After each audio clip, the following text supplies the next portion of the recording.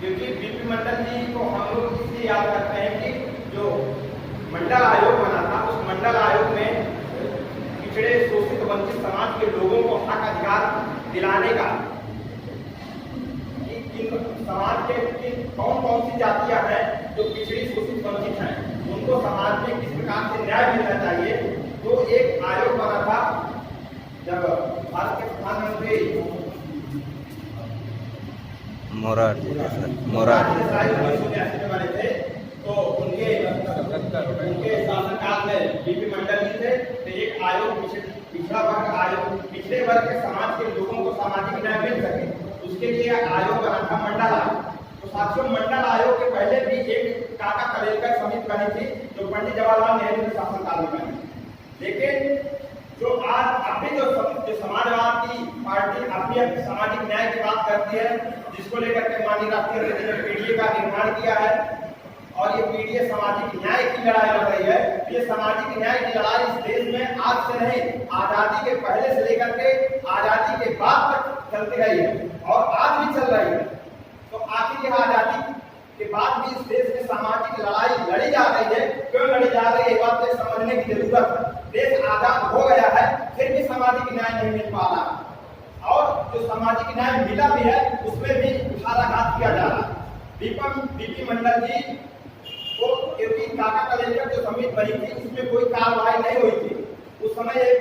क्योंकि संविधान के लिए आर्टिकल में लिखा जा चुका कि पिछड़ा वर्ग आयोग बनना चाहिए, समाज में पिछड़े वंचित वर्ग के लोग हैं उनको किस प्रकार से उनकी समस्याओं का निराकरण किया जा सके, उनको कौन कौन से इस देश में शोषित वंचित लोग हैं उनको किस प्रकार से हक और अधिकार मिल सके, ये संविधान में लिखा गया था। उसको लेकर के काका कलेलकर समिति बनी थी, लेकिन कोई कार्रवाई नहीं हुई। 1979 में जब कांग्रेस के विरोध में एक सरकार बनी, मोरारजी देसाई प्रधानमंत्री बने, तब बीपी मंडल जी को यह जिम्मेदारी दी गई कि काका कलेलकर समिति ने कोई कार्रवाई नहीं किया, तो आप इसकी एक फिर से गठन किया जाए समिति का, जिसमें से आप पूरे देश में सर्वे कराया जाए कौन कौन सी जातियों को, क्योंकि बहुत से हम लोग इसे जाट बिरादरी जो जाट समाज है अभी उनको नहीं मिलता, तो कभी कभी हम लोग सुनते हैं कि उनको भी मांग बनी रहती है। तो क्योंकि जब मंडल आयोग की सिफारिश, मंडल आयोग का सर्वे हो रहा था, तो वो जाति को उसमें नहीं समायोजित किया गया, इसीलिए एक चूक हो गई। और मैं इस अवसर पर साथियों एक बार इनके जन्मदिन के अवसर पर सामाजिक न्याय के सबसे महापुरुष जो है माननीय बीपी सिंह को भी नमन करना चाहिए, क्योंकि आज सामाजिक न्याय जो हम लोगों को मिला 27% आरक्षण, इन्होंने जो आयोग बना करके रिपोर्ट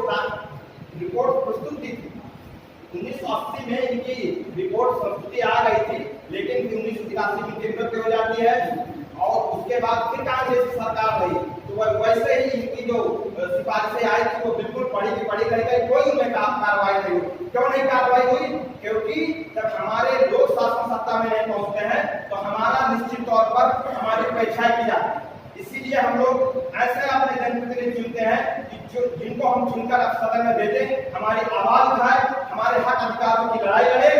हम वैसे ही सदन में अपने नेताओं को चुनने का काम करते हैं और ऐसे करना भी चाहिए। अगर हम ऐसा नहीं करेंगे तो हमारे साथ सामाजिक न्याय कभी नहीं हो सकता। 1980 में संशोधित थी, उसके बाद 1990 में जब प्रधानमंत्री विश्वनाथ प्रताप सिंह बने इस देश के, तो मंडल आयोग की, क्योंकि जितने लोग पिछड़े वर्ग के नेता थे वह जो जनता पार्टी सरकार थी उसमें शामिल थे, और यही मांग थी,